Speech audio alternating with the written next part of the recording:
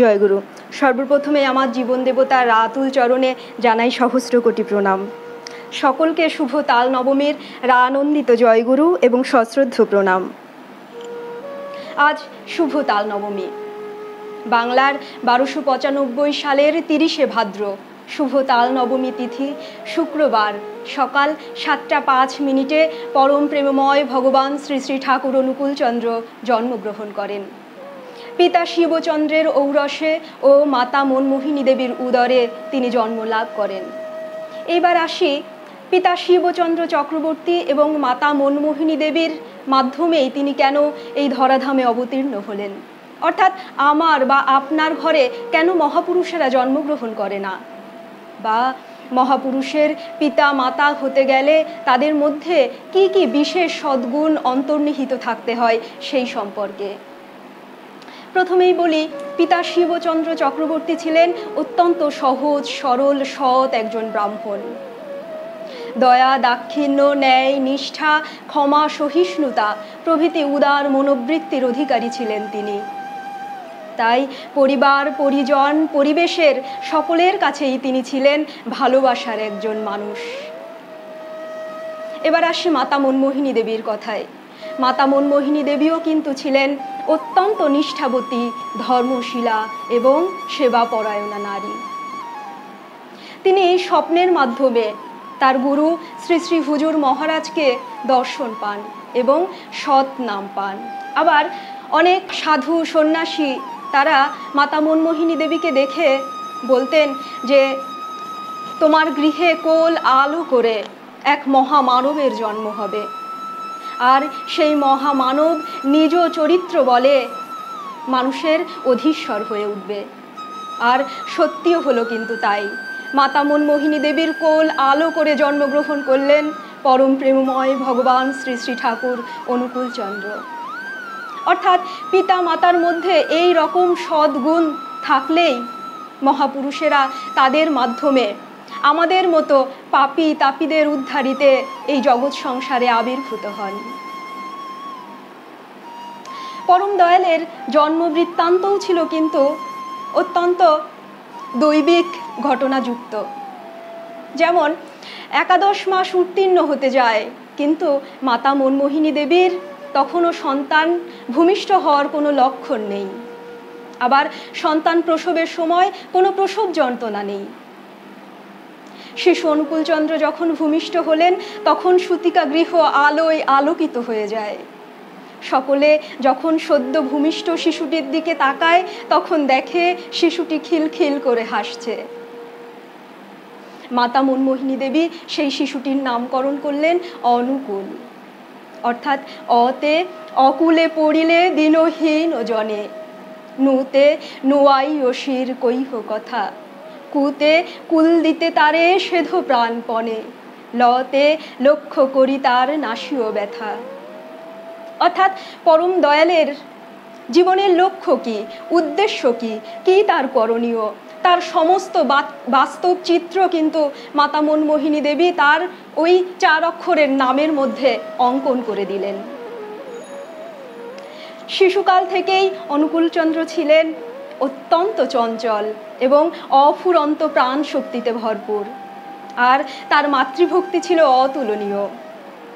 পরম দয়াল পরবর্তীকালে ছড়াবাণীতে বললেন, মাতৃভক্তি অটুট যত সেই ছেলে হয় কৃতি তত।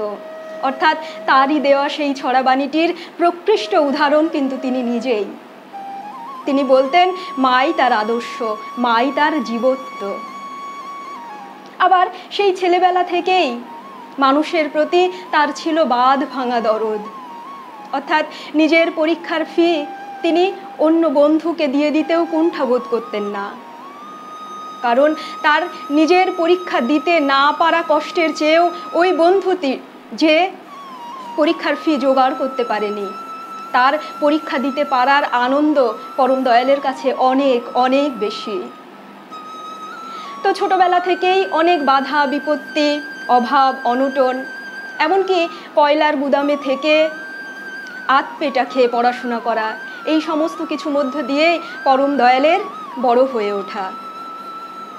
তো মাত্র 18 বছর বয়সে 1313 সালের 28শে শ্রাবণ সরসীবালা দেবীর সাথে তার সুবিবাহ সম্পন্ন হয় আর শুরু হয় তার সাংসারিক জীবন এবং বৃহত্তর পারিবারিক জীবন। হ্যাঁ, বৃহত্তর পারিবারিক জীবন, কারণ তিনি তার অন্তর্নিংড়ানো সমস্ত ভালোবাসাটুকু দিয়ে মানুষকে এমন বাঁধনে বেঁধে ফেলতে পারতেন যাতে তার পরিবারের কোনো সীমা পরিসীমা ছিল না। কারণ তিনিই তো সবই তো তার, এই সমস্ত জগৎ সংসার তো তারই তো পরিবার। আর এইভাবে চলতে চলতে এক সময় শুরু হয় তুমুল কীর্তনের যুগের, অর্থাৎ সেই প্রবল কীর্তনের বন্যার ধারায় মানুষ আনন্দে প্লাবিত হয়ে যেত।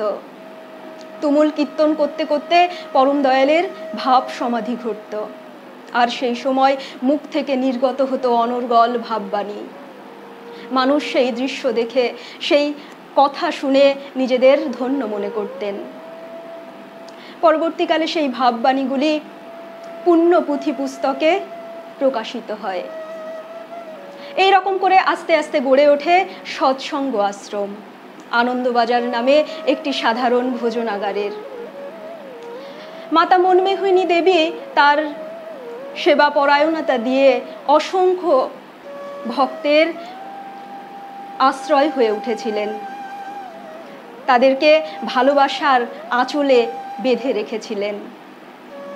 সেই রকমই একটি উদাহরণ দিই যে সেই সময় সৎসঙ্গ আশ্রমের সেই চূড়ান্ত অভাব অনটন, সেই রকম সময় মোটা চালের ভাত এবং পদ্মার ঘোলা জলের মতো ডাল, সেই দিনে একবার আধপেটা খেয়ে মানুষের আনন্দের কোনো সীমা ছিল না, বয়ে যেত আনন্দের ধারা। আর কত মানুষ যে পরম দয়াল এবং মাতা মনমোহিনী দেবীর সান্নিধ্যে এসে ধন্য হয়েছেন তার সত্যিই কোনো ইয়ত্তা নেই। কত দিন দুঃখী দরিদ্র পরম দয়ালের সান্নিধ্যে এসে আশ্রয় পেয়েছেন, কত গুন্ডা বদমাইশ তার কাছে এসে শুধরে গেছেন, আবার কত গুণী মানুষ তার সান্নিধ্যে এসে আরও বহু গুণে সমৃদ্ধ হয়েছেন তারা। অর্থাৎ এই রকম করে সৎসঙ্গ আশ্রম বাস্তবে কিন্তু একটি মানুষ গড়ার কারখানায় পরিণত হয়। আর সেই সৎসঙ্গ আশ্রমে গড়ে ওঠে নানাবিধ কর্মকাণ্ডের, অর্থাৎ আনন্দবাজার সহ সেখানে গড়ে ওঠে কেমিক্যাল ওয়ার্কস, বিশ্ববিজ্ঞান কেন্দ্র, এছাড়া প্রেস, পাবলিশিং হাউস, কলা ভবন এবং কুটির শিল্পাগার ইত্যাদি আরও অনেক কর্মযজ্ঞের কর্মকাণ্ডের। অর্থাৎ পরমপিতা জীবনের কিন্তু সেই একটাই উদ্দেশ্য, একটাই লক্ষ্য, যে মানুষকে কিভাবে ভালো রাখা যায়, মানুষকে কিভাবে সুখী করা যায়, এটাই তার জীবনের কিন্তু মূল উদ্দেশ্য, মূল লক্ষ্য। আর এই রকম করে চলতে চলতে ইংরেজি 1946 সালে পরম দয়াল সেই তার হিমায়তপুরের বিরাট কর্মযজ্ঞ ত্যাগ করে পেছনে ফেলে তিনি আবার এক নতুন উদ্দেশ্যের রওনা হলেন, চলে এলেন দেওঘরে। এখানে এসে আবার সেই শূন্য থেকে শুরু হলো সৎসঙ্গ আন্দোলন, অর্থাৎ সেই নতুন পথ চলা, নতুন উদ্যমে, নতুন উৎসাহে আবার শুরু হলো মানুষ তৈরির কাজ। অর্থাৎ পরম পিতার, পরম দয়ালের সারা জীবনের যা উদ্দেশ্য, সারা জীবনের যা লক্ষ্য, যে যাতে আমাদের কিভাবে ভালো হয়, আমাদের কিভাবে মঙ্গল হয়, আমরা কিভাবে আরও উন্নত হতে পারি, আমাদের জীবন আরও কত সুন্দর হতে পারে, সহজ হতে পারে, এই উদ্দেশ্য নিয়ে তিনি তার সারাটি জীবন অতিবাহিত করে গেছেন। আর এইভাবে চলতে চলতে বাংলার 1375 সালের 12ই মাঘ রবিবার ভোরবেলা 4:55 পরম দয়াল তার এই মানব লীলা সমাপ্ত করেন। অর্থাৎ মহাপুরুষদের মানব লীলা সমাপ্ত হয় কি কারণে? কারণ তিনি মানব শরীর ধারণ করে এসেছিলেন। অর্থাৎ আমাদের ক্ষেত্রে যে নিয়ম প্রযোজ্য যে জন্মিলে মরিতে হবে, অমর কে কোথা রবে, তো পরম দয়াল তো সেই নিয়ম ভাঙতে পারেন না, কারণ তিনি তো নিয়ম ভাঙতে আসেননি, তিনি এসেছেন নিয়ম গড়তে, নিয়ম প্রতিষ্ঠা করতে এবং সেগুলি প্রতিপালন করে আমাদের মধ্যে দেখিয়ে যেতে। তো তিনি মানব শরীর ধারণ করেছিলেন, সেই মানব শরীরটুকু তিনি শুধুমাত্র ত্যাগ করেন সেদিন। আর তিনি আমাদের প্রতিটি সত্তার মধ্যে, প্রতি নিঃশ্বাস প্রশ্বাসের মধ্য দিয়ে তিনি জড়িত আছেন সর্বক্ষণে, সর্বমুহূর্তে। তার যা ইচ্ছা তিনি পোষণ করতেন সারা জীবনে, যে আমরা যাতে প্রত্যেকটা মানুষ একজন ছোট ছোট অনুকূল হয়ে উঠি। তো আমাদের একান্ত কর্তব্য, একান্ত লক্ষ্য তাই যে আমরা যেন তার সেই ইচ্ছাকে সারা জীবনে, আমাদেরও যেন তাই লক্ষ্য হয় যে তার ইচ্ছাকে জানি আমরা বাস্তবে পরিণত করতে পারি, তারই পথে চলে। তো আসুন আজকে এই পুণ্য তিথিতে পরমপিতার রাতুল চরণে আমরা প্রত্যেকে সবার জন্য মঙ্গল কামনা করি। আর আজকের এই শুভক্ষণে মিষ্টি মুখ না করলে কি চলে? তাই আপনাদের সকলের জন্য রইল আমার নিজের হাতে প্রথম বানানো তালক্ষীর আর তালের বড়ার মিষ্টি মুখ। তো সকলে ভালো থাকবেন, সুস্থ থাকবেন, আনন্দে থাকবেন, পরমপিতার পথে চলবেন। জয় গুরু। বন্দে পুরুষোত্তমম।